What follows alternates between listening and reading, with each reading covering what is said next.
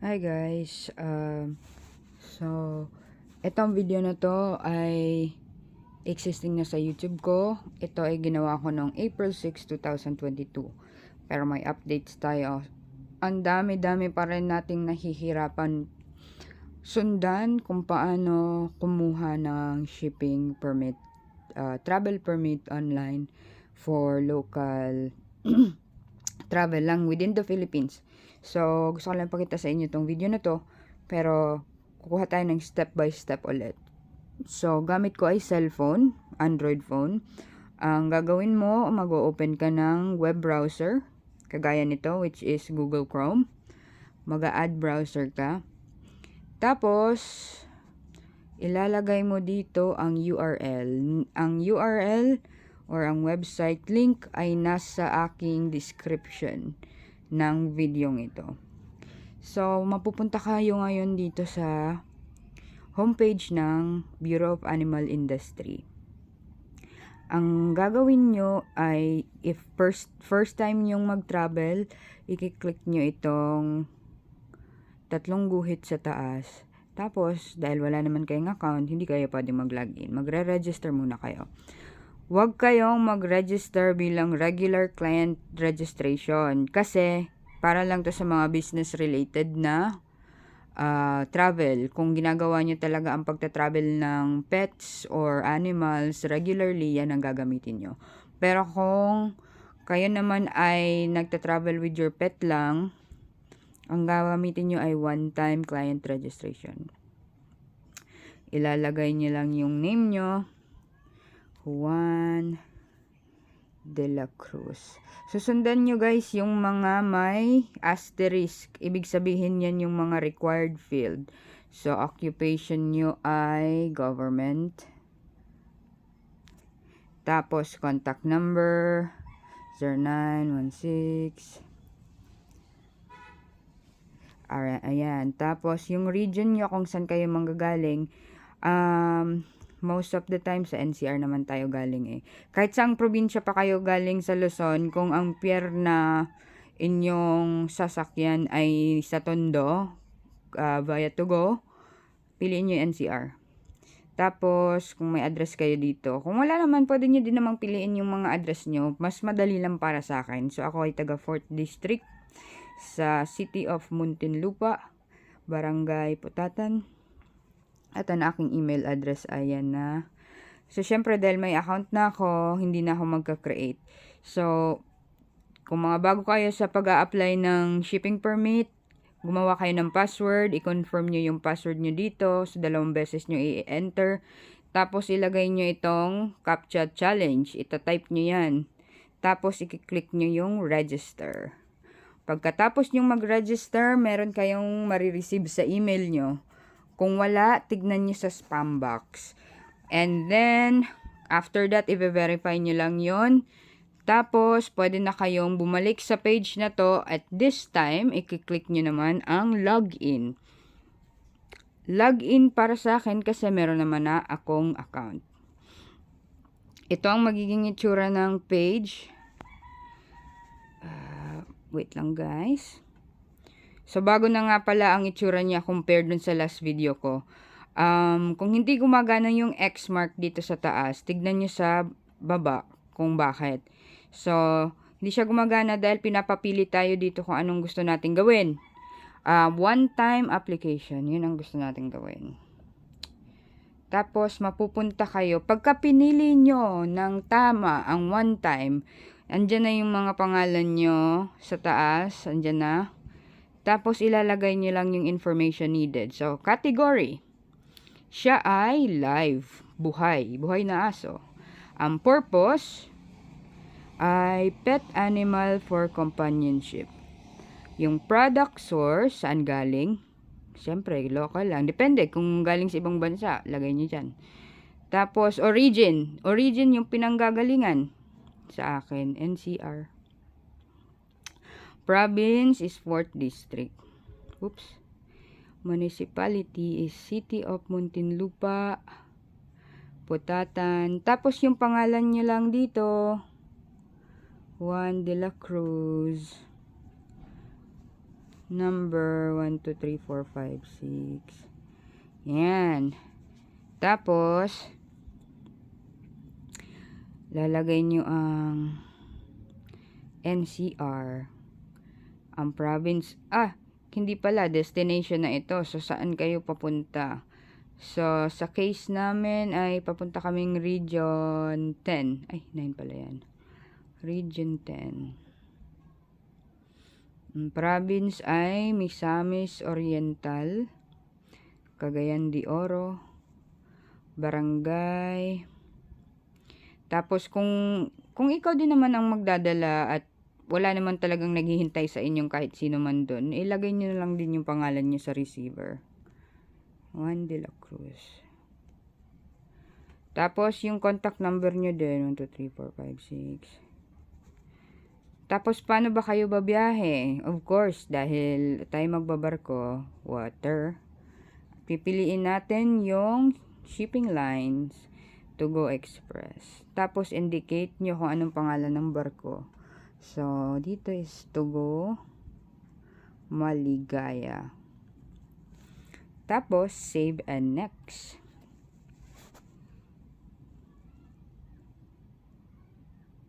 Ayan, makikita nyo yan guys. Application successfully saved. Okay. Tapos, maglalagay na tayo dito sa next page ng shipping item. Commodity. Ano bang klaseng livestock ang ating ita-travel? Dog. So, sa sub-commodity, anong breed? Si Pogi ko ay isang Shih Tzu. Quantity, isa lang. Kung isa lang, lagay mo. Ang unit na piliin mo ay heads. 1 head. Ang age niya ay 2. Age unit. So, siya ay 2 years old. Pagkatapos, siya ay male. Sa kanyang case, meron kasi siyang microchip. So, ilalagay mo dyan yung microchip code niya. Kung may collar, kung may nakalagay ba sa collar niya, wing band, ayan, kung ano yung palatandaan niya. Pero kung wala naman, leave it blank. Okay. Balik tayo. Sorry, naputol lang yung sinasabi ko kasi may tumawag. Okay, dun sa tag, ay na nga, kung wala naman kayong any tag or kahit ano para sa mga aso nyo or mga alaga nyong pusa or hamster, just leave it blank. Ang kulay ng Pogi ko ay tricolor siya. So, black, brown, white. Pwede nyo ding specify kung ano mismo yung kulay niya. Meron kasing ibang aso na blue, ganun. Weight niya ay 7. In kilo daw guys. Sabi, weight of the animal in kilo. Ayan. Tapos, mag-a-upload kayo ng picture. So, kapag kinlik nyo yan, yung no image, magiging, dyan kayo magkiklik sa gitna, no? Make sure nyo guys na itong black sa baba niya na may parang folder. Mahirap kasing tignan, may nakaharang. Ayan. I-click nyo yan.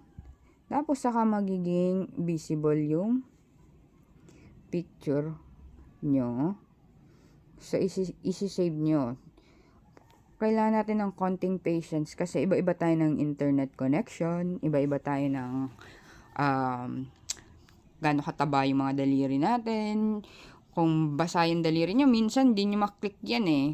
Kaya kailangan try and try guys. Huwag kayong matakot. Okay?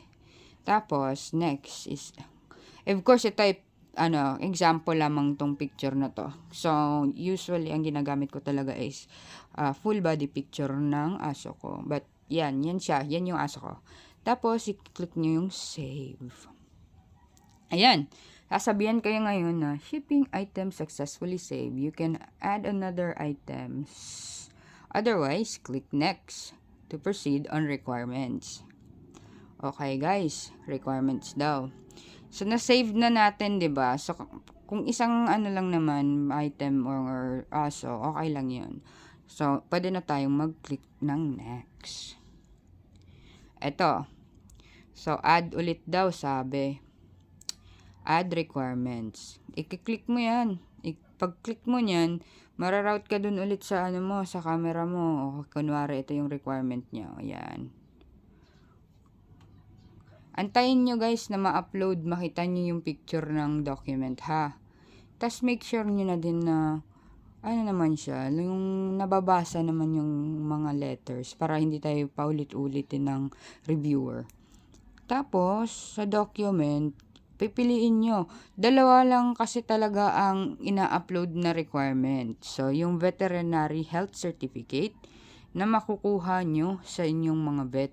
Pero ako, if first time travel nyo, kumuha kayo sa City Hall nyo sa City Health. Kung saang city man kayo na bibilong dito sa Metro Manila. Or kung saang province man kayo. Tapos, i-make sure nyo bago kayo magbayad sa mga vet nyo. Tanong nyo muna kung may document number ba ang kanilang VHC. Kasi hindi lahat na-experience ko guys na hindi naglalagay ng, as in wala talagang kahit anong document number doon sa VHC na binigay sa akin. Thankfully, during COVID times yun, kaya hindi sila masyadong strict. Pero ngayon, hinahanap na nila yan eh. So, ilalagay nyo dyan kung ano man document number ang nakalagay doon. Kunwari, 09. Date issued. Ang VHC pala guys, 3 araw lang validity niyan. Ibig sabihin, within 3 days, dapat nakapag-apply na kayo ng travel permit. Kasi yung 3 days validity is for application for travel permit yun. So, kahit expired na siya on the date of travel, okay lang. As long as nai-apply nyo siya ng travel permit bago mag-expire.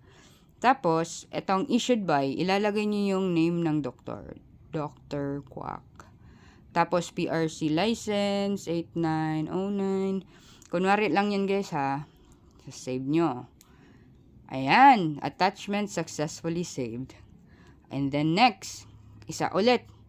Actually, 3 document pala. Kasi yung veterinary card, yung kailangan nila yung front page na may pangalan ng aso nyo, edad, kulay, birthday, bali yung pinaka front page talaga. So, kunwari, ito ulit.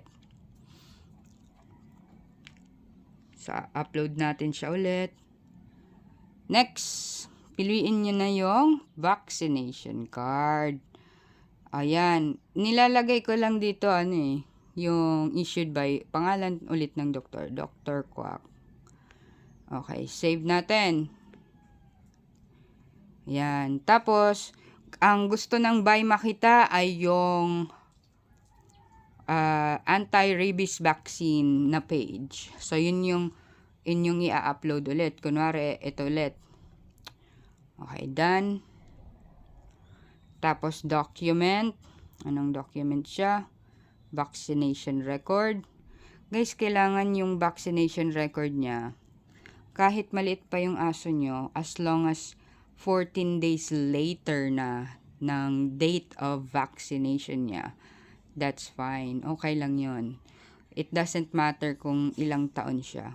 Hindi rin sila pwedeng mag-approve if expired na ang vaccination niya. So, validity is 365 days. So, if expired na, papabaksin nyo ulit yung aso nyo and wait for 14 days bago kayo makakuha ng ng travel permit. So, pinaka-importante lang talaga is anti-rabies eh. So, hindi sila tumitingin sa mga 5-in-1, 6-in-1, 8-in-1. Basta meron kang anti-rabies. Issued by Dr. Quack.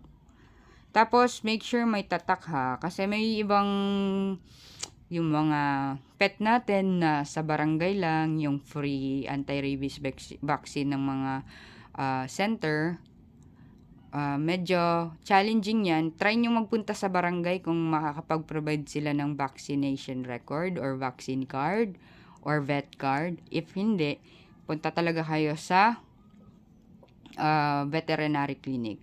Pero guys, never, ever, ever yung ipa-anti-rabies vaccine ulit ang inyong mga aso. Delikado po yan. So, hindi pwedeng dahil hindi kayo mabigyan ng barangay ng record, na vaccination record, ipababaksin nyo na lang ulit yung aso. Hindi po pwede. Delikado po sa ating mga pet yan. Just sharing naman. So, click on save. Okay. So, attachment successfully saved. Click OK. Tapos, since tapos na tayo sa ating mga attachment, i-click nyo lang dito guys yung close. Yung green close sa top right corner. Yan. Yan ha. So, kung mapapansin nyo, meron ako ditong, kita nyo yung nakalista sa baba, nakalagay print. Yan po kasi ay approved na permit. Yan po yung permit namin ng aso ko. Ganyan po yung itsura niya. Kita niyo na yung full name ko. Okay lang yan. So, yan po. In-apply ko siya ng alas 5 ng hapon. Na-approve siya ng kinabukasan. Ayan o. Valid siya hanggang December 15. So, ganyan yung itsura niya guys. Pag-approve na. I-click nyo lang tong mata dito eh. So, kapag naman hindi nyo pa sinasubmit, ganito yung itsura niya. Meron kang view details, delete, edit. So, meron ka pang chance na baguhin kung feeling mo may mali kang nailagay or may kulang kang document. Pero, pag sure ka na, just click submit. Tapos, wait ka na lang ng comment. Magkakaroon yan ng ganito guys oh. Kunwari, sa akin kasi nakalimutan kong i-upload yung front page ng vet card. So, ayan. Lalabas lang yung edit. Lalabas po yung edit na button kapag may pinapabago sila. Edit nyo lang po, tas gawin nyo din ulit yung ginawa natin kanina. Sa case na to, ayan. Need to be submitted yung status guys. Syempre hindi natin isasubmit yung kalokohan natin yan kasi baka ma-blacklist tayo sabay. But yun lang, ganun lang kasimple. Pagka na-approve na yan, meron kang marireceive na email ng PDF form sa email address na provided mo. At yun ang ipiprint nyo guys. Pwede din dito, click nyo yung print. Are you sure you want to open? Yes, we are. Boom! Ganyan guys. Ganyan yung itsura niya oh. Yan. Kita nyo? Yan. So, kung may printer kayo, print nyo lang yan. Kung wala naman, edi magpa-print kayo sa internet shop. But anyway, those are the steps guys kung paano tayo makakuha ng travel permit.